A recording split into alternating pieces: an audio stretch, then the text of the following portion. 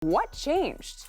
Well, I think it's a pure football decision. Every time something comes out of Dallas, we act as if there has to be some ulterior motive, it's some plot, it's some plan.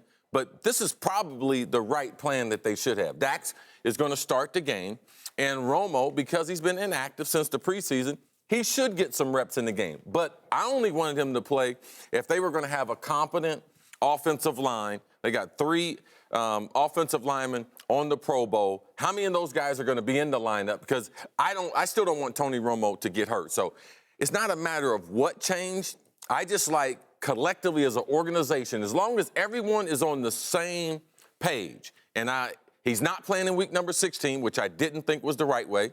And I think Dak and the other starters starting the game in Dallas, that is the way that Dallas should go. I don't know what happened, why Sanchez was going to play earlier and Romo is playing now, but I believe it is a pure football decision. Okay, but the fact that we had a little flip-flop here is what makes me question if this was a purely football decision. By the way, from a football standpoint, it's the right decision. If you had 2 options to me. Either play Dak the whole game, let him try to go win the MVP, or if you weren't going to play Dak, the idea of playing Sanchez was always absurd. But however absurd it was, it's the direction they wanted to go as of 72 hours ago. Jerry Jones, just a couple weeks ago, when asked about playing Tony Romo down the stretch if they had things clinched, said, quote, "Better not to risk it with him. Keep him available during the playoffs." So the question is, what changed? And I think what changed is, to me, Romo was fine taking a backseat to Dak, as fine as you could be. Right. He was going. After he wasn't the going to letter upset and everything as far as coming down the stretch. Exactly right. I agree Wasn't going to with you. upset that apple cart.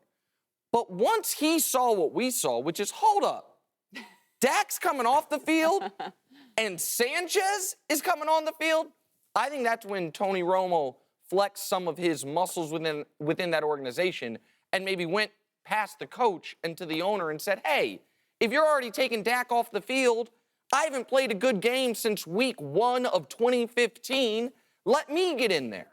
Well, I also believe that they could have changed their philosophy as a team, because the only way Romo is going to play is if they're going to have a number of starters that are going to be in there with them. Right. Yeah. Because I know they wouldn't jeopardize him to playing with backup wide receivers and backup offensive line. But doesn't that go against the very thought that you're trying to rest a lot of your starters? You're trying to rest Dak so that he doesn't get hurt, and now you got to put them all in to protect Tony? Well, I think Dak is starting the game because of the records that he can accomplish. If he starts the game, most wins by a rookie quarterback, most wins by any Dallas quarterback during the regular season. And he can accomplish that by not risking injury, by handing the ball off. So as far as Romo, I don't want to jeopardize someone else for him to get some work. Right. So I believe that guys are going to have to play.